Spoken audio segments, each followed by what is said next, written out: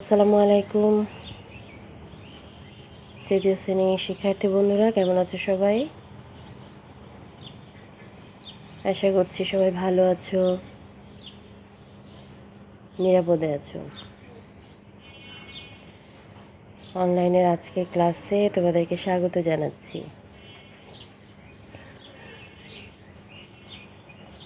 ইতিপূর্বে আমরা জ্যামিতি নিয়ে কথা বলেছিলাম। আজকেও আমরা জ্যামিতি নিয়েই কথা বলবো।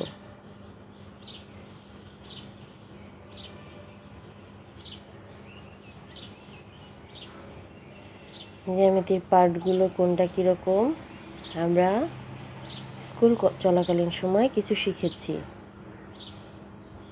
আর কিছু বাকি ছিল, যার মধ্যে চতুর্ভুজ আর বৃত্ত বাকি ছিল।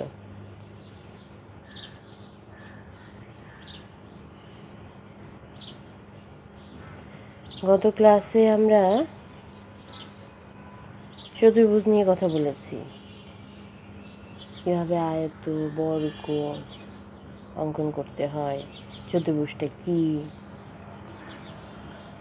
আজকে আমরা বৃত্ত নিয়ে কথা বলবো। বৃত্তটা দেখতে কেমন,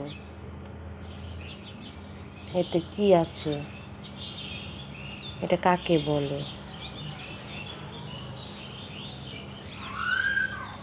বৃত্তটা কিভাবে অঙ্কন করা যায়, এগুলো নিয়ে। তোমাদের বইয়ের 114, 115, 116 এই 3টা পৃষ্ঠাতেই বৃত্ত নিয়ে কথা বলা আছে।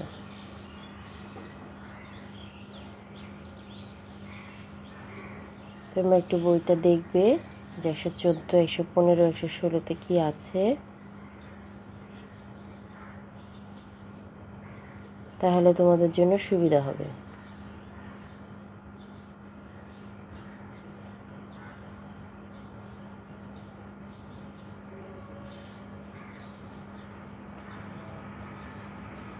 আজকে আর কথা বাড়াই না,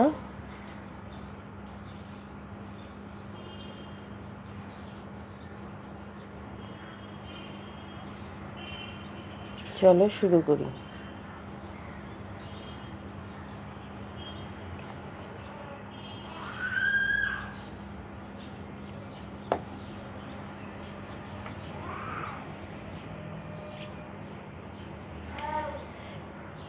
দেখো, বৃত্ত গোলাকৃতি একটা চিত্র হচ্ছে বৃত্ত। দেখো এই যে ভিতরে একটা আবার বিন্দু আছে, এটা তুমি ছুরি দিয়ে আর্ট করতে পারো, কম্পাস দিয়েও আর্ট করতে পারো, তোমার যেটা সুবিধা হয়। তুমি ছুরি দিয়েও করতে পারো, কম্পাস দিয়েও করতে পারো। আর ভিতরে কম্পাস দিয়ে করলে দেখবে যে কম্পাসটাকে ধরে বৃত্তটা ঘোরায়, তো ওই সময় একটা দাগ পড়ে যায়, সেটাই হচ্ছে কেন্দ্র। দাগটাকে একটু গাঢ় করে দিতে হয়, তাহলে কেন্দ্রটা বোঝা যায়। তো যদি প্রশ্ন হয় বৃত্ত অঙ্কন করো, তাহলে তুমি এভাবে গোলাকার কোনো বস্তু দিয়ে বৃত্ত অঙ্কন করতে পারো। সেটা হতে পারে কোনো বোতলের মুখ বড়, হতে পারে কোনো কৌটার মুখ, আবার ওই যে বললাম চুড়ি, বা আদার্স কোনো গোল জাতীয় বস্তু, যাকে তুমি খাতার উপর বসিয়ে তার চারপাশে গোল দাগ করলে বৃত্তের একটা আকৃতি হয়ে যাবে, যা তোমার চিত্র অঙ্কনে সুবিধা হবে।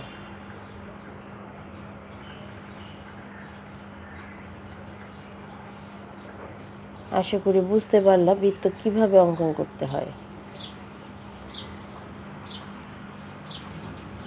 একটু ভালো মতো খেয়াল করে দেখে নাও বৃত্তটা আমি কিভাবে অঙ্কন করেছি।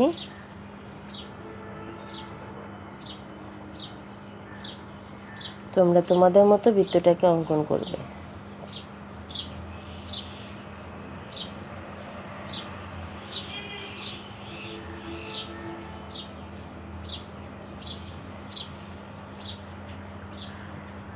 তারপরে দেখি কি আছে।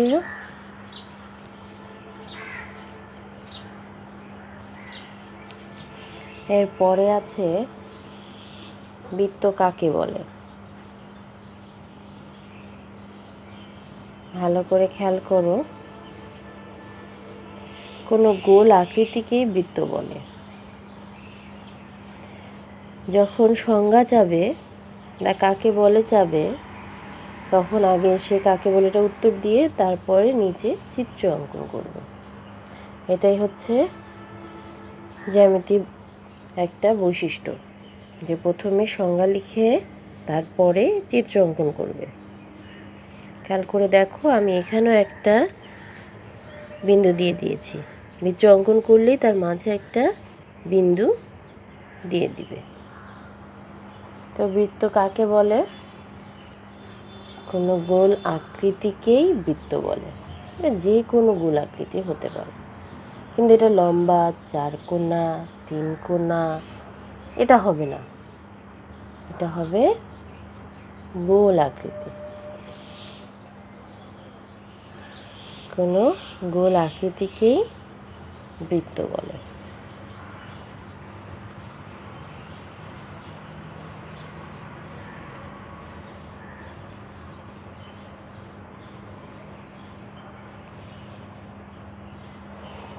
সংজ্ঞা অঙ্কন করলাম, তার নিচে আর কি চিত্রটা দিয়ে দিলাম, যাতে করে সুবিধা হয় তোমাদের।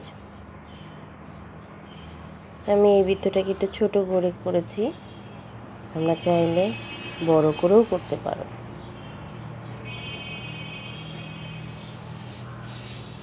খুব সহজ একটা সংজ্ঞা, কোনো গোল আকৃতিকেই বৃত্ত বলে। মানে বৃত্তটা সবসময় গোলাকার। এর আর কোনো অপশন নাই। গোল আকৃতির কোনো চিহ্নই হচ্ছে বৃত্ত। এটা চতুর্ভুজের মতো কিন্তু 4টা বাহু দ্বারা হবে না সীমাবদ্ধ। ত্রিভুজের মতো 3টি বাহু দ্বারাও সীমাবদ্ধ হবে না। এটা গোলাকার হবে।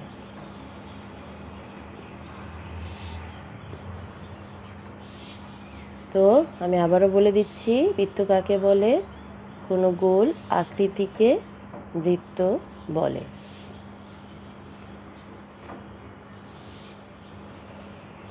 এরপরে দেখি কেন্দ্র কাকে বলে।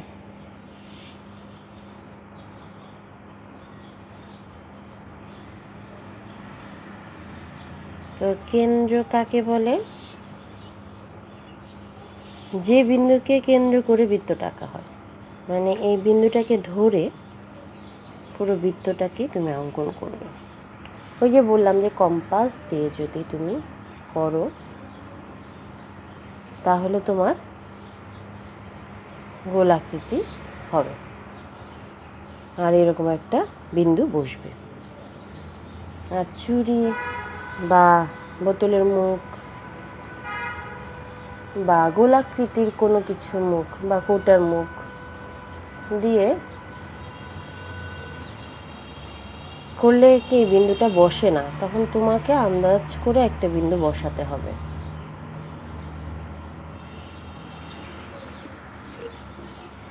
আর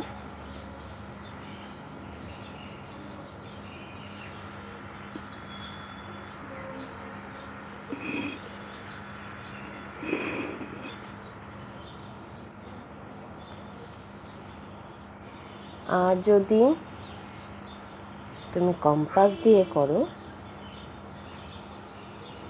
তাহলে গোল আকৃতি করা যাচ্ছে। আবার কম্পাসের একটা অংশ যে জায়গাটাকে ধরেছিল সেই জায়গাটাকে তুমি কেন্দ্র করতে পারবে।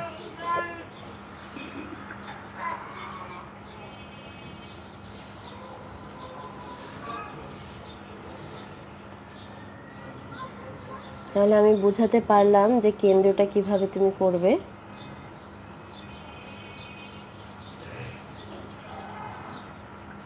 যে কম্পাস ধরে পুরো বৃত্তটাকে অঙ্কন করতে পারো, তো এটা না করলেও চলে। তুমি তোমার মতো চুড়ি বা এগুলো দিয়ে অঙ্কন করে মাঝখানে একটা বিন্দু দিয়ে দাও। উপরে ক্লাসে কম্পাস দিয়ে কীভাবে করতে হয় শিখে যাবে। আর কেউ যদি এখনই কম্পাস দিয়ে শিখতে পারো তাহলে খুবই ভালো।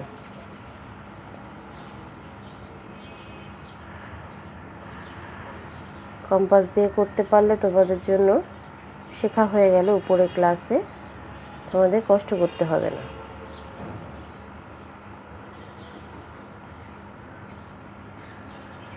তো সংজ্ঞাটা কি দাঁড়ালো? যে বিন্দুকে কেন্দ্র করে বৃত্ত আঁকা হয় তাকে কেন্দ্র বলে। এই বিন্দুটাকে কেন্দ্র করে বৃত্ত আঁকা হয়, তাই একে কেন্দ্র বলে।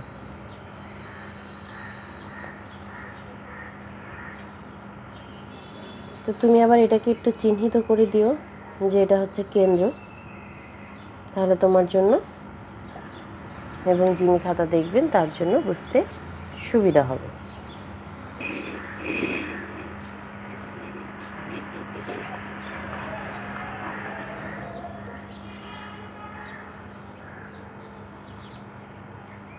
তো চুড়ি দিয়ে, কৌটা দিয়ে,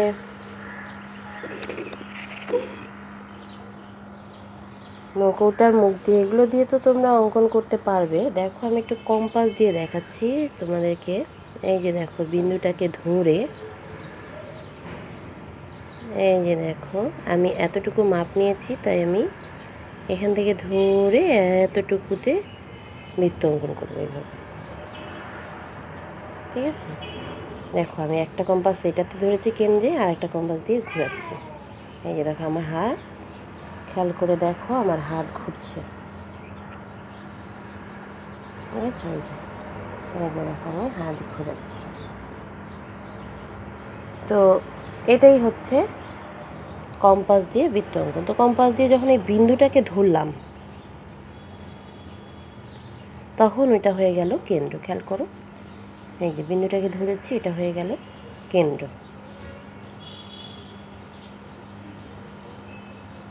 বুঝতে পেরেছ? আর কম্পাসটা কীভাবে ধরতে হয় দেখালাম। এই যেভাবে ধরে, এই যে এটাকে এই হাতটা এইভাবে এইভাবে ঘোরাবা, তাহলেই তোমার বৃত্ত হয়ে যাবে। দেখো আমি হাত ঘোরাচ্ছি, দেখছো? একবার এদিকে, একবার এদিকে, একবার এদিকে, একবার এদিকে। তুমি বাসায় সাদা কাগজের উপরে এভাবে যদি প্র্যাকটিস করো তাহলে তুমি কম্পাস দিয়েই সুন্দর করে বৃত্ত অঙ্কন করতে পারবে। এতে তোমার সুবিধাও হবে যে কম্পাস দিয়ে বৃত্ত অঙ্কন করা তুমি শিখে গেলে, কারণ তোমার উপরে ক্লাসে কম্পাস দিয়ে বৃত্ত অঙ্কন করতে হবে। তাই তুমি যদি এখন শিখে নিতে পারো তোমার জন্যই সুবিধা।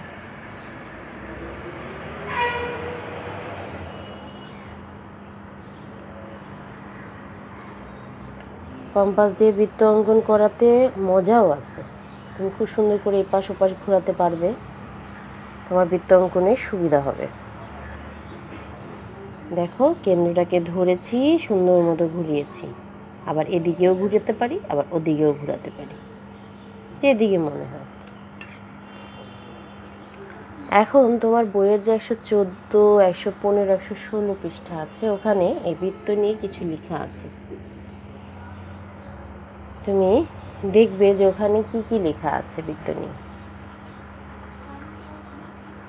তো এই লেখাগুলো একটু বাসায় রিডিং পড়বে।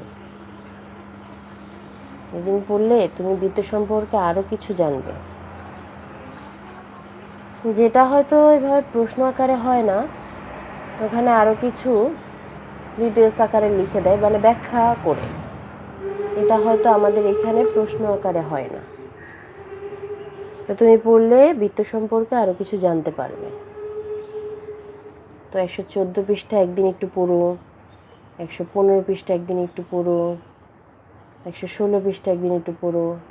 এভাবে পড়লে তুমি নিজেই সুন্দর সুন্দর বৃত্ত এবং তার কেন্দ্র অঙ্কন করতে পারবে। এই যে দেখো চিত্রটা একটু ভালোভাবে দুটোই,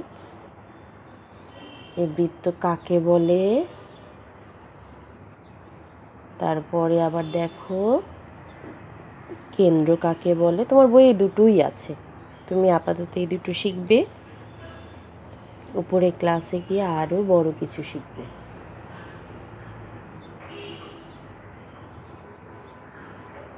বাসায় একটু অনুশীলন করবে বৃত্ত অঙ্কন করা, কারণ এটা একটু নতুন তোমাদের কাছে।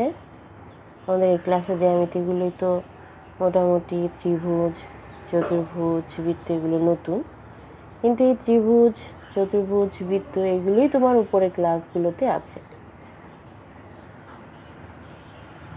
তো তোমার জন্য একটু সুবিধা হবে।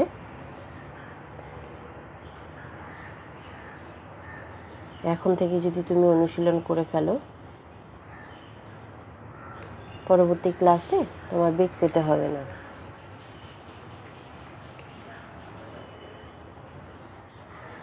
আমাদের কিন্তু বৃত্ত করা শেষ, আমাদের চতুর্ভুজও শেষ, আমাদের জ্যামিতি পাঠটা আমরা এখানেই শেষ করলাম। তোমরা একটু ভালোভাবে দেখবে যে জ্যামিতিক পার্টগুলো কীভাবে শেষ করা হলো। ভিডিওগুলো একটু ভালোভাবে চেক করবে। যদি ভিডিওগুলো ভালোভাবে দেখো তাহলে তুমি নিজেই বুঝতে পারবে কীভাবে শেষ করতে পারলাম।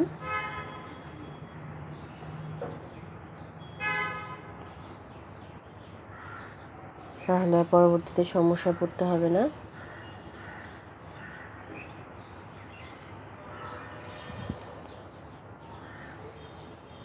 পরবর্তীতে তোমাদের এই চতুর্ভুজ, ত্রিভুজ এবং বৃত্ত নিয়ে কোনো সমস্যাও হবে না। তোমরা অর্ধবার্ষিকী পরীক্ষার জন্য ত্রিভুজটা শেষ করেছিলে, এখন চতুর্ভুজ আর বৃত্তটা শেষ করলে।